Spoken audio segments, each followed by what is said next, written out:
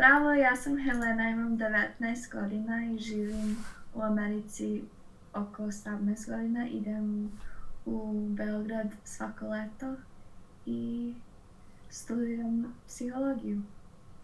Your primary language, at least that was spoken at home, was Serbian, right? Mm-hmm. Yes. And so, like, did you grow up speaking that, like, for as long as you can remember? Yeah, I like learned English, Serbian, and Russian at the same time because I went to a Russian daycare and then I spoke Russian there and then I spoke Serbian at home and then English just whenever I was like anywhere else outside. I just kind of learned them all simultaneously. And did you, like, speak it with your family and, like, through day to day life? Yeah, like I mean my parents feel so much more comfortable speaking Serbian than English and like they want me to speak Serbian well, so we just always speak Serbian all the time. And are both your parents from Serbia? Yeah, they were both born in Belgrade, like where I was born also. hmm And would you consider yourself bilingual? Like, however, whatever that really means to you? Yeah, I would because I can like hold a conversation in both languages and like I can watch a movie in Serbian. I actually did a few days ago and like I understood everything and yeah, I would say that I know English like better in terms of like I go to school and like I learn in English and I talk to all my most of not all of them, but most of my friends in English. So I feel like I know maybe English better, but I would definitely consider myself bilingual. hmm And do you remember how you acquired that language? Or I guess maybe it's more talking about Serbian. Um, well, no, because it was just like my parents, but um I guess the way you could say that like it stuck with me, like I didn't lose it, is like my parents never address me in English other than if they're like making a joke or something like that. And then I go to Serbia every summer, so like I wouldn't be speaking their English for months. So I just I had to. It was like forced. Was there like a technique that they used or any sort of material that they kind of used to maybe assist you in your Serbian learning?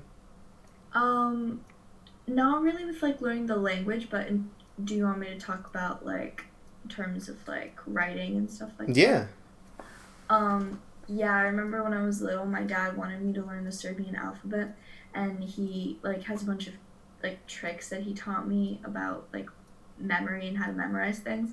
So for the Serbian alphabet, he would tell me a story in which like I still remember the story because hmm we went over it so many times. It was like the airplane hit a balloon and the balloon exploded with fire, and from that fire a pigeon was made, and that's because airplane a avion um hit the balloon b, then the balloon exploded with fire v, hmm and then the pigeon was created g abv g d, hmm like that's the beginning of the alphabet. So that's one way I learned the Serbian alphabet. And then I remember my mom would teach me how to write my name in Cyrillic. Is that what it would be? Yeah. hmm Hmm. Yeah. And like that, yeah. So that answers my next question on like, did you learn to read and write it? And would you say that you're comfortable completely reading it? If it's like um, why is my brain like stopping here with like there's Serbian um Okay, so there's Cyrillic and then like the regular alphabet, and I would say that for the Cyrillic one, like I can't read that unless like I'm like sitting there and it's like painful and like sounding each letter out. But if it's just like the more modern alphabet, The Latin um, alphabet? yeah, hmm that's like what I can read no problem, and like I I think I could just read a book like that. Like it wouldn't be as easy in English, but like I think I could, but in Cyrillic, like it's harder for me.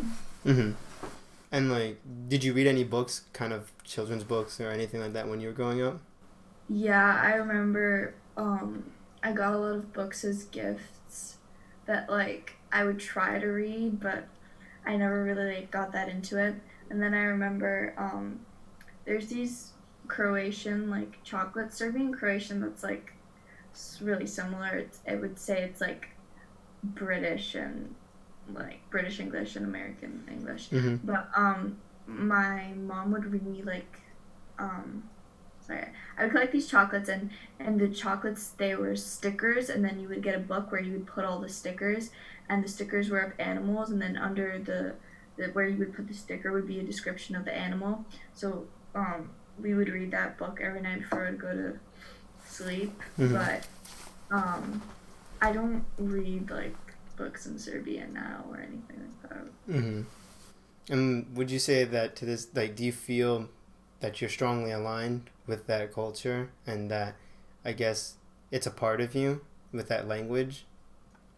Yeah, for sure. Like I know a lot of kids that are Serbian and their parents are Serbian. They can speak Serbian. Like I have friends on the island where I live that like are also just as like Serbian as me, but they don't speak it as well.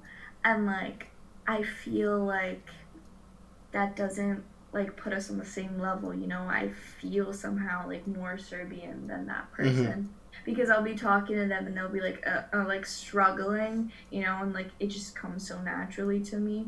Mm-hmm. So yeah, I definitely think it does. And like I think that I guess people appreciate when I go to Serbia. Like they appreciate that I can have a conversation with them even though they know I don't live there. And like yeah, I'll have trouble like if I'm trying to describe something in like extreme detail and like I'll like stutter on a word or I'm missing like a descriptor. Mm-hmm. Is a descriptor a word in English? Yeah, I know what you mean, but I Yeah. actually couldn't tell you. Um yeah, so yeah, I definitely like I feel proud that like I haven't like lost um like I know how to speak Serbian really well. But also like if you're looking on the other side with like talking about English, there's a lot of like phrases and things that like people say in English that like people just know because it's like an American thing and like their parents say it. And like if people say those things to me, like I don't get what you're saying. And like I also feel like my English vocabulary is a little stunted because of that because like I feel like growing up, like you learn like a lot of sophisticated words from your family if your family like also speaks English with you. Mm-hmm. But my parents, like I don't speak English at home, so like all the like vocabulary that I'm learning is like from school and like books that I'm reading for school and stuff like that. Mm-hmm. And like, would you say, I guess, that you, because you kind of touched upon that it might, that you think that it could possibly have stunted your English growth, and when did you kind of like notice that, I guess? I think in middle school I had this best friend. Her name was Sophie, and I would always go over to her house and have dinner with her parents, and they would always like say just like I don't know how else to describe it, just like American like things that like Like phrases? phrases and like jokes that I would just be like, what does that mean? You Mm-hmm. know? And like, yeah, that's when I like started to realize that. Mm-hmm. And like, how do you think, I guess, growing up speaking that second language impacted your life? Like, I already know, you've already touched upon how it's like you've stuck with it, and I'm just kind of curious, I guess, as to how it impacted your development in terms of like who you are as a person and like your character. Um, I just feel like I don't want to sound like snobby or anything. I just feel like a little bit like more enriched, if that makes sense. Yeah, Like there's words in Serbian to describe things that are like so specific. Like there's a word for like not like when you're sleeping and not like when you're napping. Like when you're like just so close to falling asleep and like just like yeah, you're in kind of that like like dazed. stage. Yeah. Yeah. And it's called dremanja. Like I can't think of a word in English that is like that specific. Mm-hmm. And I feel like even just like things like that, um, just kind of like open your perspective a little bit Mm-hmm. in some way. Mm-hmm. And is there anything that you, I guess, linguistically like about your language? Um, I like what I was just saying, like how there's words that are really specific. Um, I guess there's things I don't like that Mm-hmm. I Like what would you don't say? like. It's kind of like ugly, I guess, a little bit. Mm-hmm. Like I'll be like trying to teach my friends Serbian, and like it sounds like cute and like normal to me when I'm speaking with my parents and stuff. Mm-hmm. When I try like sounding it out for them, I'm like, this word is so ugly, and then they like even butcher it even more, and I'm like, wow, this sounds kind of ugly. And also in Serbian, like the grammar Mm-hmm. is incredibly hard. Like if I'm teaching someone Serbian now and they're like already older, they aren't learning it like as a child. I feel like that would be really hard. There's like there's like a phrase for like all the like endings, like in terms of like past, present, like Is it the cases? what's that mean? So like in Russian, at least when I was studying Russian, there's like six cases, I believe, and like I forgot which ones are like instrumentative, genitive, and like those are like linguistical terms, but essentially they're not like tenses, but they're like when because I think if correct me if I'm wrong, I think in Serbian you can kind of change the word order a bit, and it still will mean the same thing as long as the cases are like they align. Like there's certain endings to a word that if they're like that, they can kind of just be reordered in different areas. Yeah. Yeah, and that's like Like for a foreign concept at least in the West. yeah. And in Serbian they're chuchesche, chamucheteche. Mm-hmm. Like and like just the ending of a word implies like the gender, the amount of people, like Mm-hmm. past, present, and like where it is, like all in one. Yeah, yeah, I feel yeah, like that is just like something that is really hard to teach someone. yeah, definitely. And I think I don't know. I know in like Bulgarian they only have three cases, and I'm not sure if you'd maybe know what it is for Serbian, but just because in Russian there's six, Bulgarian there's three, and in other languages there's like as many as 12, and like it gets really complicated. I think there's six, Mm-hmm. if I counted correctly. Mm-hmm. And those are things that you kind of find annoying, at least if you're trying to explain something.